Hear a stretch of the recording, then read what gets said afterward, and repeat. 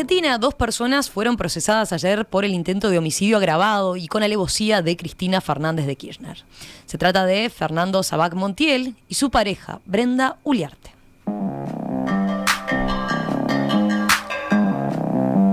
A Sabac se le imputa el haber intentado dar muerte de manera premeditada a la vicepresidenta de la República. Para eso, según el escrito de la jueza María Capuchetti, el hombre contó con la planificación y acuerdo previo de Uliarte y otra persona, Agustina Mariel Díaz.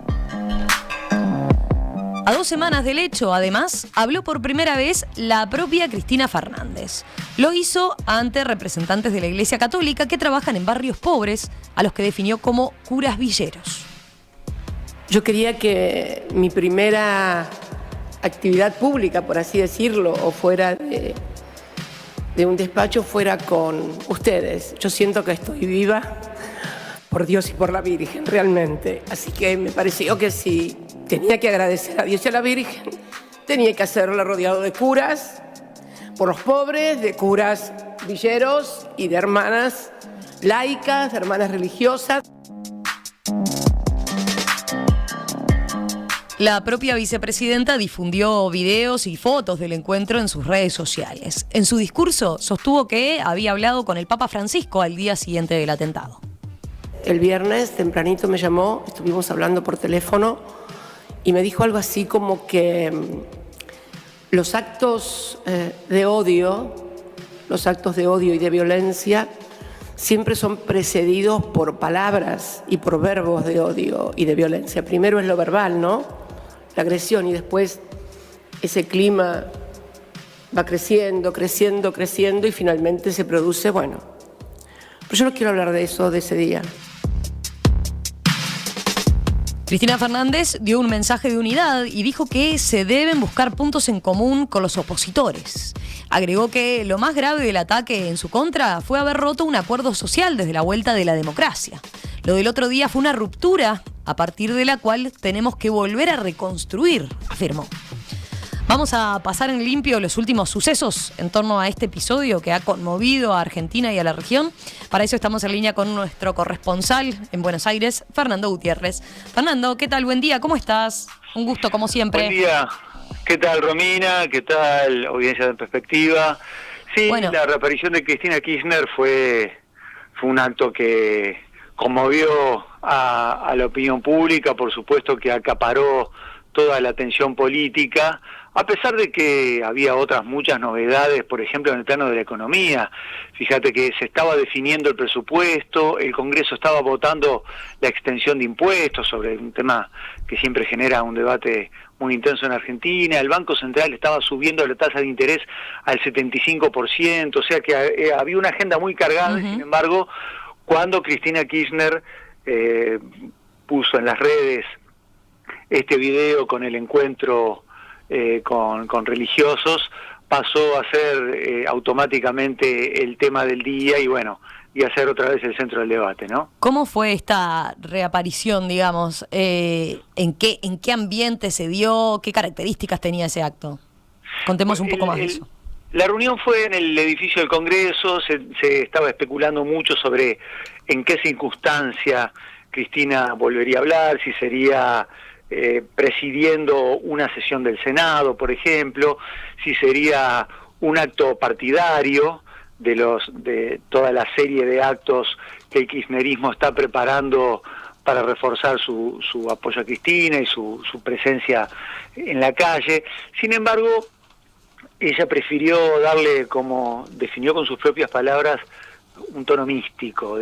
Fue muy llamativa esa frase: estoy viva por Dios y por la Virgen, ante el grupo de curas villeros, como se denomina aquí a los religiosos que viven y que trabajan en los barrios marginales. Se la notaba, está visiblemente conmovida por el hecho que le tocó vivir, hizo un discurso en el que se le quebró la voz, estuvo al borde del llanto, hizo acordar un poco al tono de lo que eran sus discursos cuando era presidente y acababa de quedar viuda. Recuerdan que tuvo un luto muy largo de más de 2 años, y varias veces cuando hablaba en público se emocionaba, se le quebraba la voz, era ya casi su marca registrada. Bueno, esta Cristina que hemos visto no era en ese sentido la Cristina un poco más combativa, agresiva, que habíamos visto defendiéndose de las acusaciones por corrupción en los últimos actos, sino que, bueno, se la notaba realmente conmovida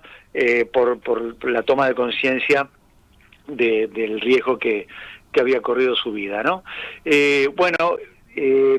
Ese tono místico que ella marcó estuvo reforzado por esto que vos comentabas antes, el hecho de que el Papa Francisco la hubiese llamado y que le hubiese puesto en relevancia cómo antes de las situaciones de violencia siempre vienen palabras violentas, y fue algo que le sirvió para retomar la línea discursiva que mantiene el gobierno, en el sentido de que los políticos opositores, los medios de comunicación, funcionarios del Poder Judicial, a través de los llamados discursos de odio, terminaron generando el fenómeno del accionar de grupos violentos en Argentina, y le sirvió también para retomar ese llamamiento a un diálogo político con un establecimiento mínimo de acuerdos, y para darle a la sociedad argentina una imagen de unidad nacional.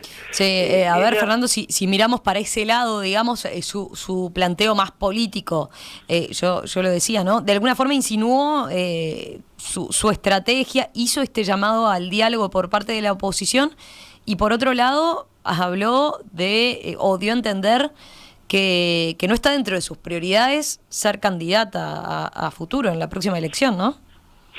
Exactamente, sí. Ella planteó que el aparato político tendría que tomar este hecho como un punto de inflexión. Dijo, como vos también marcabas, que lo grave es que se estaba estableciendo una ruptura de un acuerdo social existente en Argentina desde el año 1983, cuando se produjo el regreso a la democracia, y hasta trazó un paralelo con un antecedente histórico. Recordó que en el año 1930 hubo un atentado contra la vida del entonces presidente Hipólito Yrigoyen, y que en aquel momento el debate político era sobre si el individuo que había querido matar al presidente había estado incentivado por la prédica de los diarios opositores, que en aquel momento eran el equivalente de lo que son hoy los canales de TV o las redes sociales, ¿no? Y con esa reflexión llamó a reconstruir el pacto de convivencia democrática.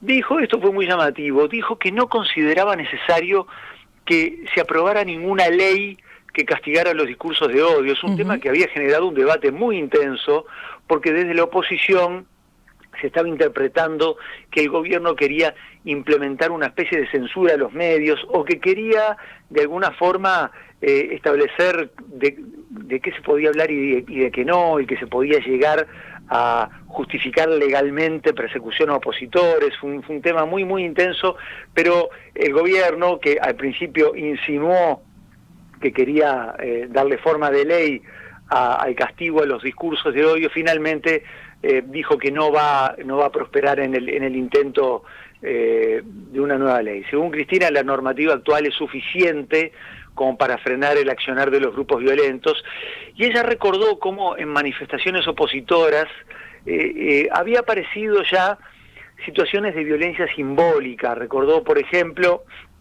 que estos grupos violentos que ahora están siendo investigados habían sacado a la calle guillotinas, habían sacado muñecos que tenían dibujada la cara de Cristina y que después eran ahorcados en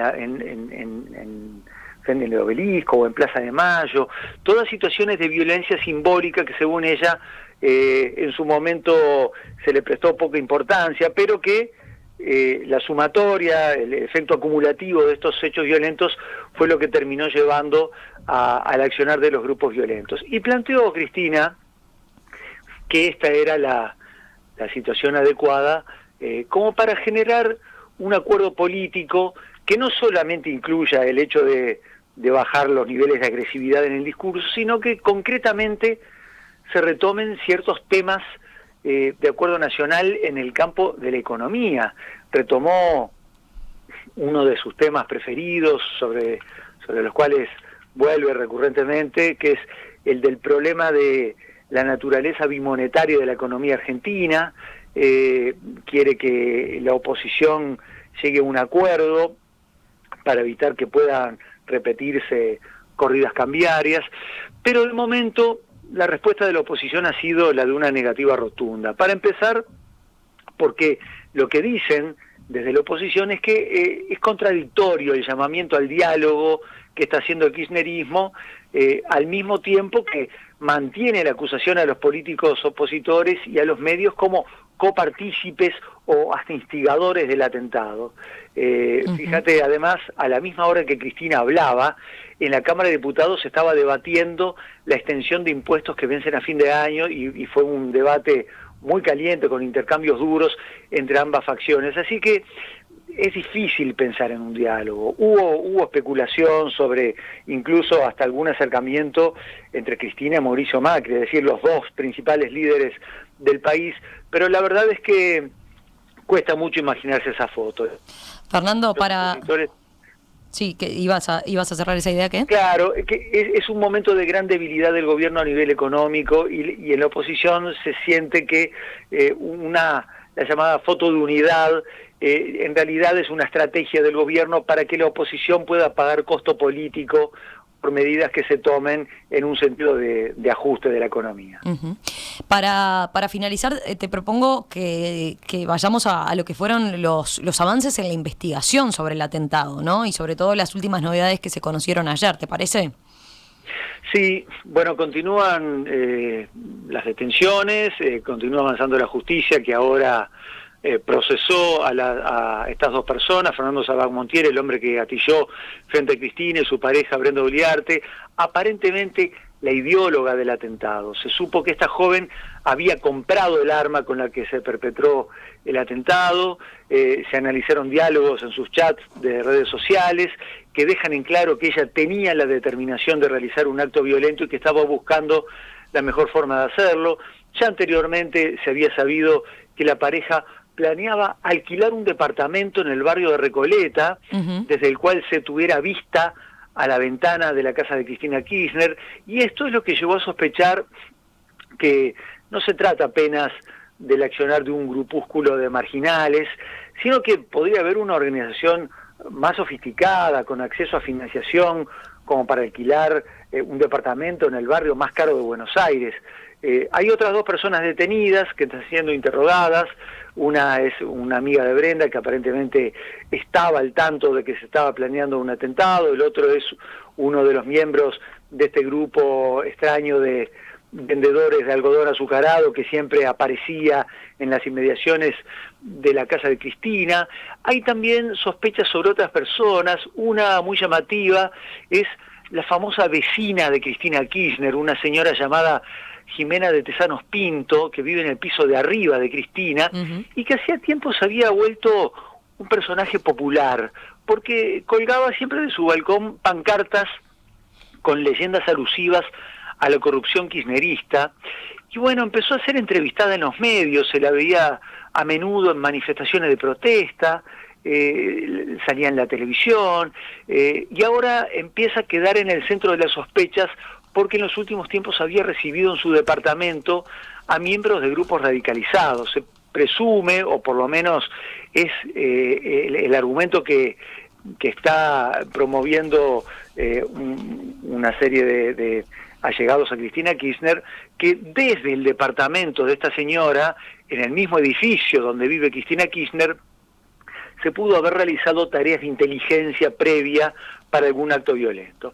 Las sospechas están sobre un grupo llamado Revolución Federal, que venía realizando una prédica muy violenta. Por ejemplo, es el grupo que arrojó antorchas hacia la Casa Rosada, eran los que organizaban escraches contra funcionarios del gobierno. ¿Se acuerdan cuando asumió Sergio Massa, que había grupos que lo estaban esperando, lo insultaban a él, insultaban a políticos miembros del gobierno o aliados del gobierno, protagonizaron incidentes violentos contra periodistas enviados de canales de televisión afines al gobierno? Uh-huh. En fin, hay una... ¿Pero estamos hablando de un grupo grande o es un grupo reducido?